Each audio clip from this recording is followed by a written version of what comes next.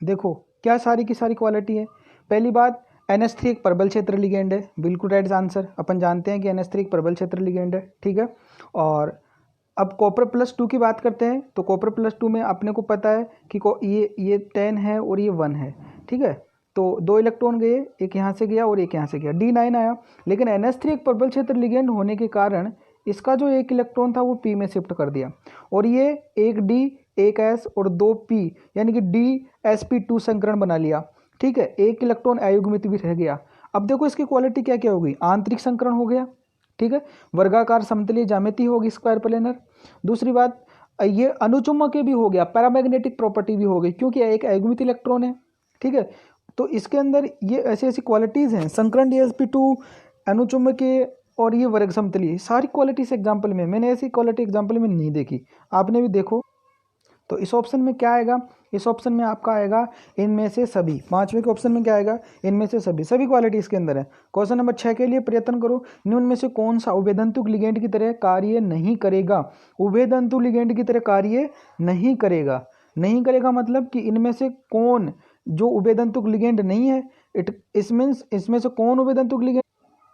देखो फिर से दिखा देता हूँ, सी एन आपका एक उभयतंतुक लिगेंड है, सी दाता परमाणु और एन दाता परमाणु। ये थायोसाइनो वाला आपका उभयतंतुक लिगेंड है, एक बार एन दाता परमाणु एक बार एस दाता परमाणु। इसी प्रकार आपका NO2 भी दाता एक आपका उभयतंतुक लिगेंड है, इसमें एक प्रकार O दाता परमाणु और एक N दाता परमाणु।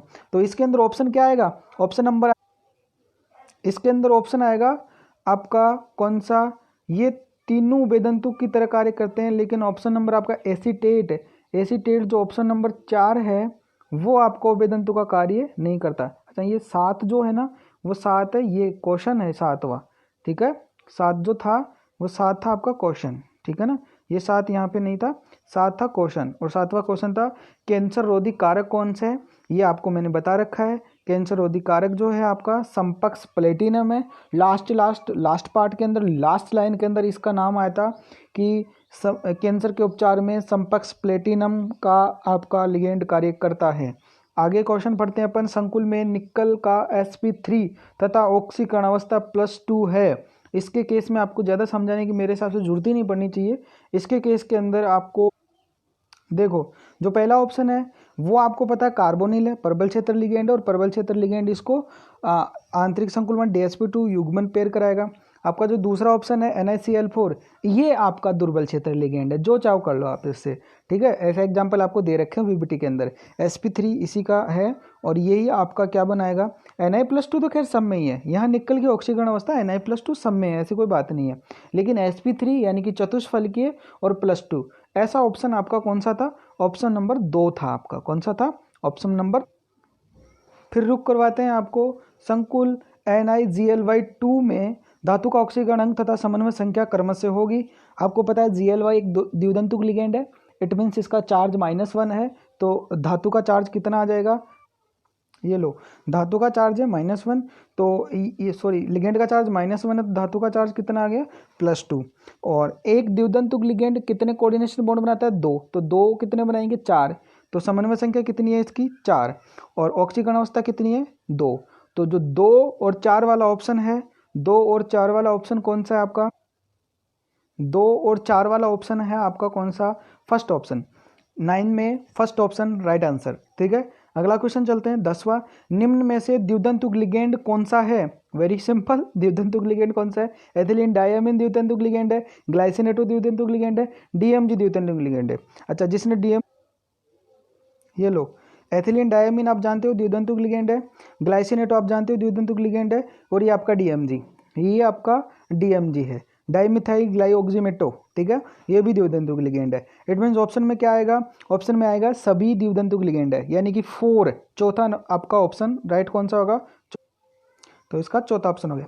ऐसे चलते हैं क्वेश्चन 11वें पे, PtCl6-2 के केंद्रीय धातु का EAN इफेक्टिव एटॉमिक नंबर, आपको इफेक्टिव एटॉमिक नंबर का लिए बता रखा है, और साथ ही Pt का परमाणु क्रमांक भी दे रखा। तो आपने Pt का ऑक्सीकरण अंक निकाला 4, परमाणु क्रमांक आपको दे रखा था, फॉर्मूले के अकॉर्डिंग आपने 78 रखा, -4 किया, ऑक्सीकरण अवस्था को +2 × 6 किया, 2 मतलब अपन फॉर्मूले के अकॉर्डिंग रखते हैं, और 6 यानी कि यहाँ पे कोऑर्डिनेशन बॉन्ड समन्वय संख्या 6 है ना। तो 6 दूनी 12 और 78 माइनस 4 74, 74 और 12 86, 86। और 86 आप जानते हो किसका होता है, रेडोन का, यानी कि अक्रिय गैस जैसा है, स्थायी है। ऑप्शन में 86 फोर्थ ऑप्शन में है, यानी कि इसका आंसर 11वें का राइट आंसर क्या है, 86, 86 यानी कि रेडोन जैसा है ना। तो इसका ऑप्शन में फोर्थ आएगा 11वें में। नंबर 12, निम्न में से FeCO5 के संदर्भ में सही नहीं है, ध्यान से सुना, सही नहीं है ना। अब क्या सही नहीं है, ऑप्शन आपको 4 दिख रहे हैं, 3 यहाँ पे 1 नीचे है। अब देखो क्या सही है क्या सही नहीं है, ये आप गाइस बड़ी मेहनत से बनाना पड़ता है। सॉल्यूशन बड़ा इतना हार्ड नहीं है, ये बनाकर डालना बड़ा हार्ड होता है, ठीक है। तो 12वां क्वेश्चन में आपको बताया कि क्या सही नहीं है। देखो ये ऐसा एग्जाम्पल आप देख रहे हो आज पहली बार, इसके केस में बहुत कुछ बताएंगे आपको। FeCO5 एक कार्बोनिल, आपको पता है परबल क्षेत्र लिगेंड है, कुछ भी कर सकता है भाई, ये कुछ भी उथल पुथल कर सकता है आपकी लाइफ में। तो अब देखो इसका 26 परमाणु क्रमांक होता है, 3d6 4s2 और 4p0, कोई दिक्कत नहीं है। मैंने कहा कि ये इतना प्रबल क्षेत्र लिगेंड है कि देखो ये एस के तो इसमें जा ही सकते हैं, लेकिन ये डी से ये चाहता है, देखो 6 यहाँ पे डी में कितने इलेक्ट्रॉन थे, डी में आपके पास 6 इलेक्ट्रॉन थे, और 4s में कितने इलेक्ट्रॉन थे, 2 इलेक्ट्रॉन थे, ठीक है। अब देखो ये 4s के इलेक्ट्रॉन इधर भेज देगा, यानी कि इसकी कैपेसिटी देखो, ये डी नहीं 4s भी खाली करवा सकता है, यानी कि 2 4s के इधर आ गए तो 3d ऐड हो गया, और ऐड को भी क्या कर दिया, पेयरिंग कर दिया, निम्न चक्रण दे रहा है ये, ठीक है। तो यानी कि 2 यहाँ के और 6 यहाँ के, कुल मिला के 8 इलेक्ट्रॉन, इनको इनके शुरू के 4 कक्षकों में शिफ्ट कर देता है, ये इतना स्ट्रांग लिगेंड है। तो एक कक्षक तो इसने डी का ही खाली करवा लिया, ठीक है, और ये एस भी खाली हो गया अब, और 3 इसने पी के काम में ले लिए, यानी कि ये क्या बना दिया, DsP3 संकरण बना दिया, ये क्या बना दिया, DsP। और प्रतिचुंबकीय गुण होगा, क्यों होगा प्रतिचुंबकीय गुण, क्योंकि यहाँ पे अयुग्मित इलेक्ट्रॉन बचा ही नहीं, तो प्रतिचुंबकीय हो गया ये, ठीक है। डायमैग्नेटिक प्रॉपर्टी शो कर रहा है ना। इसकी स्ट्रक्चर भी दिखा देते हैं आपको, और क्या क्या दे रहा है, देखो इसकी स्ट्रक्चर कैसे होगी, PCl5 की तरह त्रिकोणीय द्विपिरामिड स्ट्रक्चर हो जाएगी इसकी, ठीक है। ट्राइंगल और बाइपिरामिड, ये एक केंद्रीय होता है, ओनली 1 केंद्रीय होता है। तो क्या है, ये प्रतिचुंबकीय है, ठीक है, संकरण DsP2 है, प्रतिचुंबकीय है, आंतरिक संकरण है, ठीक है। अब आप चलो ऑप्शन में, आपका ऑप्शन क्या बोल रहा था आपके सामने, ऑप्शन से बात कर, आपका ऑप्शन क्या कह रहा है कि के संदर्भ में कौन सा सही नहीं है, कौन सा सही नहीं है। देखो पहला देखो, Fe की ऑक्सीकरण अवस्था 0 है, जी हाँ 0 है। केंद्रीय परमाणु का संकरण DsP3 है, बिल्कुल राइट आंसर DsP3 है। ये एक प्रतिचुंबकीय संकुल है, जी हाँ ये एक प्रतिचुंबकीय संकुल है, क्योंकि इसमें एक भी अयुग्मित इलेक्ट्रॉन नहीं बचा। ऑप्शन नंबर 4, ये एक अनुचुंबकीय स्पीसीज है, ये एक अनुचुंबकीय स्पीसीज है नहीं, ये एक प्रतिचुंबकीय स्पीसीज है। तो इसका मतलब चौथा गलत है, ये बोल रहा है ये एक अनुचुंबकीय स्पीसीज है, बिल्कुल नहीं है, ये एक प्रतिचुंबकीय स्पीसीज। तो अगला बोल भी ये रहा है कि कौन सा गलत है, ठीक है। अपन चलते हैं सीधा 13वें क्वेश्चन में। संकुल आयन का Fe6-3 का नाम होगा, वाह वाह वाह, कितना सिंपल क्वेश्चन, मैंने सोचा भी नहीं था ऐसा हो जाएगा। देखो 6 साइनो हेक्सासाइनो फेरेट थर्ड और आयन, 8 क्यों लगा, क्योंकि कॉम्प्लेक्स के ऊपर माइनस चार्ज है, आयन है, इसके ऊपर आयन है। ऑक्सीकरण अवस्था थर्ड कैसे आई, बताने की जरूरत ही नहीं है। ऑप्शन नंबर 2 बिल्कुल राइट आंसर है इसका, क्या है, ऑप्शन नंबर 2 राइट आंसर है, ठीक है। अगला क्वेश्चन में चलते हैं। संकुल MEN2C2O4 Cl में M धातु की समन्वय संख्या तथा ऑक्सीकरण अंक का योग, वाह वाह वाह वाह, क्या क्वेश्चन, आपने सोचा था ऐसे क्वेश्चन भी आते हैं। देखो ऑक्सीकरण अवस्था क्या आ रही है इसका, इसमें देखो ऑक्सीकरण अवस्था आपने निकाली 3 आ रही है, क्योंकि En की तो 0 है, ऑक्सीलेटो की -2 और Cl की -1 इक्वल टू 0, x की वैल्यू 3, यानी कि इस मेटल की ऑक्सीकरण अवस्था कितनी आ गई, +3। अब देखो क्या है, En भी बाइडेंटेड है और C2O4 भी, यानी कि ऑक्सीलेटो भी बाइडेंट है, 3 बाइडेंटेड लिगेंड है, तो समन्वय संख्या कितनी हो गई, 6, 3 और 6 कितने हो गए, 9 ऑप्शन आएगा, ऑप्शन नंबर कितने में, ये 3 में। तो इसका राइट आंसर क्या हो गया, 3, ऑप्शन नंबर 3, यानी कि 9 इसका टोटल होगा ऑक्सीकरण अंक का, और समन्वय संख्या का टोटल कितना होगा, 9। तो 14वें का आंसर क्या हो गया, 9। अब चलते हैं अपन नंबर 15 पे। COEN3 Cl2 Cl के संभावित समावयवों की संख्या, संभावित समावयवों की संख्या, ये थोड़ी देर पहले आया, देखो ये आया था थोड़ी देर पहले। जैसे कि आपको इसके अंदर एक सिस और ट्रांस नजर आ रहा है कि ये आपका ट्रांसफॉर्म है और एक सिस फॉर्म है। मैं अभी बता रहा हूँ ये आपका सिस फॉर्म है, ट्रांसफॉर्म आपका सिस और ट्रांस ये दो बन रहे हैं आपको। लेकिन जो ये जो आपका सिस फॉर्म है, सिस फॉर्म आपका ये ऑप्टिकल आइसोमेरिज्म देगा। और ऑप्टिकल आइसोमेरिज्म के केस में आपको बता रखा है ऑप्टिकल आइसोमेरिज्म में दो फॉर्म होते हैं, एक डी होता है और एक एल होता है। तो ये जो प्रकाशिकीय सक्रिय है इसको अपन दो मानते हैं, एक डी रूप मानते हैं और एक एल रूप मानते हैं। तो इसके दो मानेंगे और इसका एक, कुल मिला के कितने देगा, टोटल समावेवी देगा। ये कितने देगा टोटल, अगर अपन कुल 3 त्रिविम समावेवी होंगे, यहाँ पे 2 DL और एक वो, तो ऑप्शन नंबर जो भी होगा आपका, यानी कि इसके कुल कितने समावेवी होंगे इसके 3। तो 3 के लिए इसका क्या ऑप्शन होगा, 3 के लिए पहला ही ऑप्शन मिल जाएगा आपको, इसके समावेवी कुल संभव समावेवियों की संख्या 3 होगी। अपन चलते हैं अगला क्वेश्चन, संकुल COCN6-3 के संदर्भ में कौन सा कथन सत्य है।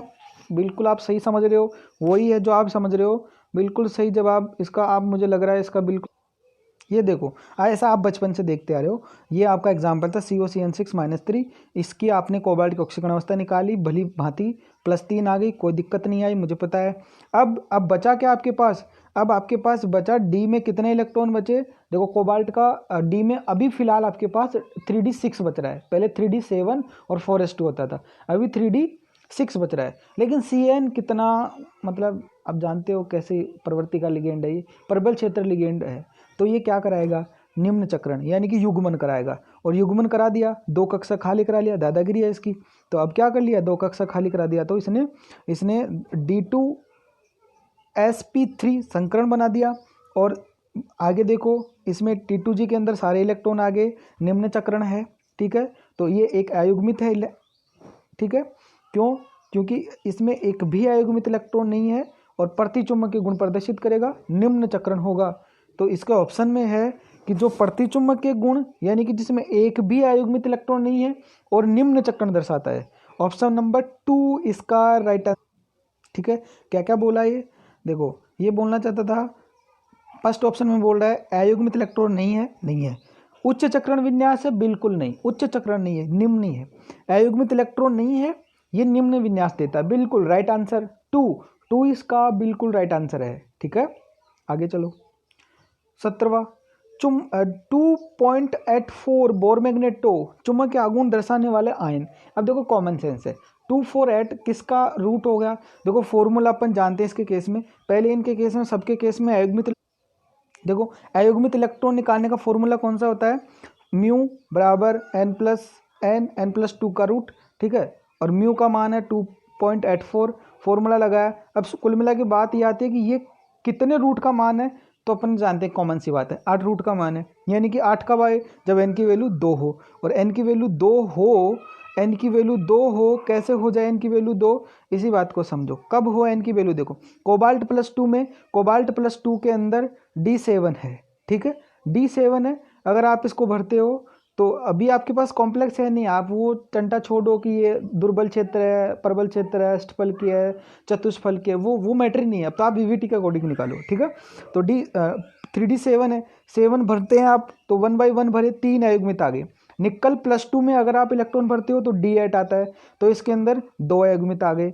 और टाइटेनियम में 1 अयुग्मित आएगा, क्रोमियम में 4 अयुग्मित आएंगे। तो अपना मामला किससे बैठ रहा है, जिसमें 2 अयुग्मित आए। राइट आंसर आपका निकल +2, इसलिए मैंने इस पे, तो राइट आंसर क्या है इसका, राइट आंसर है इसका निकल +2। शायद आपको ये निकल +2 नजर ही नहीं आ रहा, लेकिन मैंने इसको सही करवाया था कि ये निकल +2 करना, और इसका ऑप्शन 2 आ जाएगा, आंसर सही हो जाएगा, निकल +2 हो जाएगा। 18वां क्वेश्चन है, निम्न में से कौन सा एक बाह्य कक्षक संकुल है और अनुचुंबकीय व्यवहार दर्शाता है। गारंटी क्या है, बाह्य कक्षक भी होना चाहिए और अनुचुंबकीय गुण भी देना चाहिए, ऐसे नहीं कि बाह्य है लेकिन अनुचुंबकीय नहीं दे रहा। भैया साहब ये ऐसे एग्जाम्पल तो आपके पास, देखो ऑप्शन देखो आप, इसके 4 ऑप्शन, इनको थोड़ा सा समझाने की कोशिश करते हैं, ठीक है। पहला ऑप्शन है CrNH3। अब देखो NH3 प्रबल लिगेंड है, तो आंतरिक बनाएगा, अनुचुंबकीय बनाएगा। अब आगे देखो आंतरिक बनाएगा, लेकिन ये सॉरी आंतरिक तो बना देगा लेकिन प्रतिचुंबकीय बनाएगा। आंतरिक के साथ कौन सा बनाएगा, ये अनुचुंबकीय नहीं प्रतिचुंबकीय बनाएगा। उसके बाद दूसरा ऑप्शन देखो, प्रबल क्षेत्र लिगेंड है, आंतरिक बनाएगा लेकिन प्रतिचुंबकीय देगा, D2sp3। अगला देखो NiNH3 का होल 6+2 है ना। अब ये क्या करेगा, इसके केस में देखो, इसके केस में ये बाह्य ही बनाएगा, इतनी कार्बोनिल जितनी कैपेसिटी नहीं है इसकी, ठीक है। लेकिन ये क्या देगा, अनुचुंबकीय देगा, बाह्य बनाएगा लेकिन क्या देगा, ये अनुचुंबकीय गुण देगा। लेकिन दूसरा देखो ऑप्शन नंबर आपका ZnNH3, अब देखो ये क्वालिटी तो थी, बाह्य तो भी देगा लेकिन ये प्रतिचुंबकीय देगा। इसके अंदर क्या है कि अयुग्मित इलेक्ट्रॉन रह जाएगा, इसलिए ये अनुचुंबकीय गुण देगा। आप ड्रॉ करोगे ना इसकी स्ट्रक्चर तो आपको पता चलेगा कि इसमें अयुग्मित इलेक्ट्रॉन रह गया है। जबकि Zn+2 यानी कि 3D10, इसमें कहाँ से अयुग्मित इलेक्ट्रॉन रहेगा, तो इसका राइट आंसर हो क्या होगा, 3 ऑप्शन होगा। इसका राइट आंसर क्या होगा, 3। तो इसका राइट आंसर कौन होगा, 3 होगा। आगे तक चलते हैं अपन, आयरन संकुल, कार्बोनिल संकुल, ये मैंने बताया था, ये आपका क्वेश्चन क्या था, ये आपका FeCO5 था, क्या था, FeCO5 था, ना कि ये CO3 था। ये एक केंद्रीय होता है, अभी एक्सप्लेनेशन में आपको इसको बता चुका है। इसका ऑप्शन क्या होगा, 2 होगा। लास्ट क्वेश्चन, संकुल NiCN4 की ज्यामिति एवं चुंबकीय गुण, बहुत बड़ा खतरनाक क्वेश्चन है। ये लो, ये सर क्या आ गया, ये क्या आ गया, NaCO4 carbonyl is the more strong ligand, यानी बहुत ज़्यादा, मैं बोला कार्बोनिल आपके लाइन में कुछ भी उथल पुथल कर सकता है। Ni4 नॉर्मली बात करते हैं 0 ऑक्सीकरण अवस्था है, ठीक है, 3D एट 4s2 है, लेकिन ये क्या कर सकता है, ये 4s को भी क्या कर सकता है, अंदर करवा सकता है। 4s को भी क्या कर देगा, अंदर कर देगा। बट अब 4s को अंदर कर दिया तो क्या होगा, 4s को अंदर कर दिया तो देखो भैया क्या हो जाएगा, 4s को अंदर करते ही sp3 हो जाएगा, चतुष्फलकीय हो जाएगा, ज्यामिति चतुष्फलकीय आ जाएगी इसकी, लेकिन प्रतिचुंबकीय चतुष्फलकीय होगा। ये प्रतिचुंबकीय चतुष्फलकीय होगा क्योंकि एक भी अयुग्मित इलेक्ट्रॉन नहीं है। इट मीन्स ये प्रतिचुंबकीय क्या होगा, ये प्रतिचुंबक, ठीक है। तो ये क्या होगा आपका, इसका ऑप्शन होगा कि इसका ऑप्शन कौन सा बैठ रहा है, इसका ऑप्शन चतुष्फलकीय भी ज्यामिति दे रहा है। तो देखो वर्ग समतलीय तो ज्यामिति है नहीं, तो फर्स्ट और सेकंड तो ऑप्शन है नहीं। दूसरे ऑप्शन में आ जाओ, यानी कि तीसरा ऑप्शन में आओ, चतुष्फलकीय ज्यामिति और प्रतिचुंबकीय, जी हाँ प्रतिचुंबकीय, क्योंकि एक भी अयुग्मित इलेक्ट्रॉन नहीं बचा, D10 पूरा हो गया इसका देखा जाए तो ऑप्शन नंबर 3, ऑप्शन नंबर 3 आएगा इसका, कौन सा आएगा, 3। इस प्रकार से ये अपन ने इन आंसरों का एक्सप्लेनेशन दिया। आई होप कि आपके बहुत ज़्यादा क्वेश्चन सही हुए होंगे, नहीं तो आप इससे संतुष्ट हो, और फिर भी कोई प्रॉब्लम हो तो आप पूछो, ठीक है। Thank you so much.